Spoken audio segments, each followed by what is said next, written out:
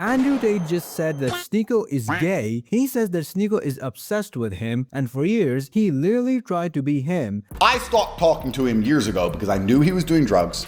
I knew he was gay. I knew he was going to be some. First, Andrew Tate thought it was just because of fame, but later, Tate called it homosexual obsession. A few years ago, there was a streamer, I think everybody knows who I'm talking about, who was obsessed with me. If I got a girl's number on Fresh and Fit, he tried to do the same thing. Every single thing I did, he copied verbatim. He tried to be me, literally be me. He was obsessed with me. And I thought he just wanted to be famous, and that turned out to be a homosexual obsession. And then he started saying, isn't it normal just to try new things? Don't you think it's normal to be curious? How do you know if you're really gay or not unless you've tried being gay? And then I realized he was coming on to me. And when I realized he was coming on to me, I thought the best thing I can do is just not talk to him anymore. But some people are saying that Andrew Tate is straight up lying because when he was in New York, Andrew Tate himself wanted to do a collab with Sneako. I know what he's going to bring up. I already know what the tactic is to be. These people are easy to read. I didn't want to address it on stream. I'm going to address it before it happens. Maybe people will clip it up. What he's going to do, he's going to bring up clips from a podcast from like 5-6 years ago where I was a stand-up comedian at the time. And we were joking, and on streams joking, but like when I was like 14, I thought I was gay. I watched gay porn. Andrew Tate says that in Sneako's eyes, there is only suppressed homosexual rage, but people say that Sneako's eyes look like he's going through a trauma because his mentor turned against him. Going around where people pretend that there's these, like they say that you did gay porn. Most of those pictures are fake. The other ones, I was 17, and there are leaked photos that I sent to a girl that leaked online. Funny how they called Sneako a grifter for a while and still do, but the real grifter turned out to be Tate. Andrew doesn't stand for anything, that's why he's falling for everything. But why? Why would you do that? Why would you do any of that? Andrew Tate is from Luton, a third world dump in England. You cannot expect him to be of good moral character. Sneako keeps sounding like a fruitcake whenever he talks about Tate. It's extremely weird. I guess Tate was right. I came literally to see the raging homo in him. Asmongold says that Zoran Mamdani, the mayor of New York, is a Nepo baby. He says that he agrees with a few things he says and admits that he's charismatic, but he doesn't agree with a lot of things that he stands for. Not only that, but Asmon says that Zoran was born in a rich family and things were easy for him to achieve. Here, take a look. He's a weak man and very desperate for admiration. He's like a fucking living skid mark.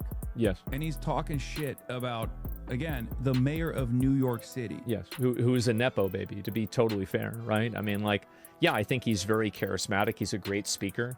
I don't really agree with a lot of his values, but I think that there are a lot of positives of Zoran that exist. But, I mean, are we really going to act like this guy got there all by himself? Absolutely not.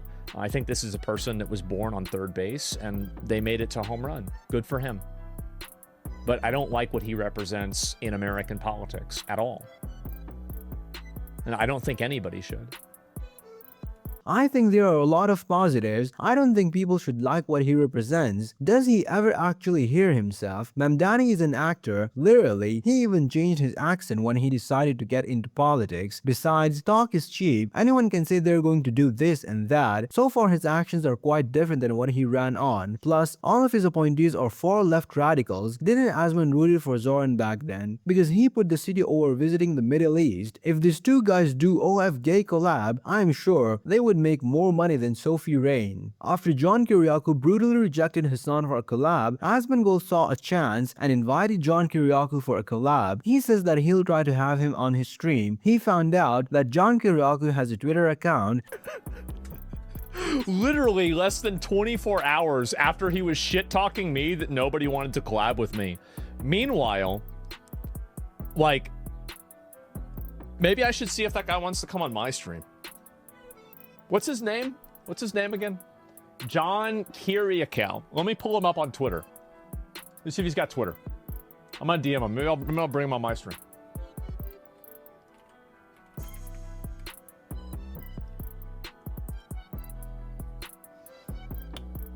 Okay. Is this him? This must be him. I can DM him.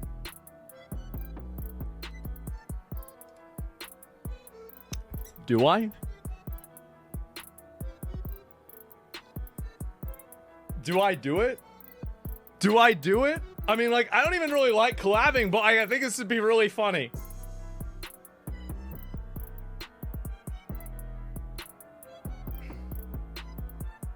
I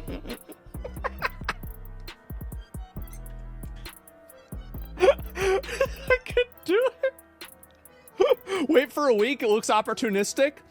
Because it is. What do you mean? Oh, it looks opportunistic. Yeah, because it fucking is. What are you talking about? So Asmund said that he'll DM him offline so that he can prepare a message mentally. Let me, all right, I'm gonna DM him off camera. Give me a second. Let me see. Actually, I'll do it. Let me do it off stream so I have time to, like, you know, prepare a message mentally. John has the opposite view of this war compared to Asmund. I don't think he'll agree to come on the show. He was an anti-American Russian bot. That's okay. So what? Like, it's interesting to see what he's got to say, right? I mean, damn.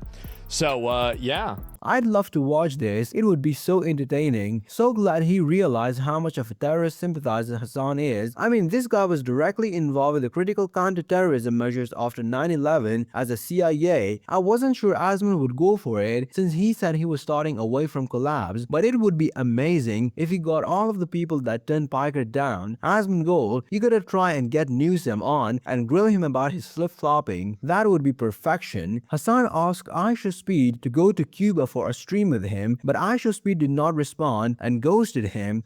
Because there's obviously somewhat of a communication blackout from American media as far as like their everyday existence of Cubans. You can just go to Cuba. Like even right now, you can just go to fucking Cuba. Okay? And people don't even know that. Invite Aisha Speed. Genuinely, I asked. He did not respond. It would have been great. No, he going on vacation as a gentrifying colonizer? Yes, that's what I'm doing. Yeah, exactly. So XQC came out and made fun of Hassan for this. He says that Aisha Speed is way more popular than Hassan, so it's normal for him to not reply to Hassan. Here, take a look. Invite Aisha Speed. Genuinely, I asked. He did not respond. It would have been great. I actually went to Cuba 3 times, you know that? 73 months. Wow, I can't believe this. Wow, love you everyone. Hope you have an amazing day and stay safe. XQCL. Guys, Canada did not have an embargo with Cuba way back in the days. So we used to go to vacation over there. They have nice resorts and nice places. But we would actually all go out of the resort and go visit whatever. It is a little bit saddening how it's a little bit poor. Hassan trying to collab with Speed so he can try to brainwash his viewers into thinking like him and pull them into his side so he can be more popular than Asmund. Hassan basically got put in his place. Honestly, he thought he was far more important than he is. Speed knows better to bother with this human trash. You don't matter, Hassan. Stick to talking shit about the country you live in so your R-seals can keep clapping for you. Aisha Speed is trying to be buddy-buddy with WWE. He probably doesn't even want Hassan mentioning his name. Watch this video next and don't forget to like and subscribe. Cheers.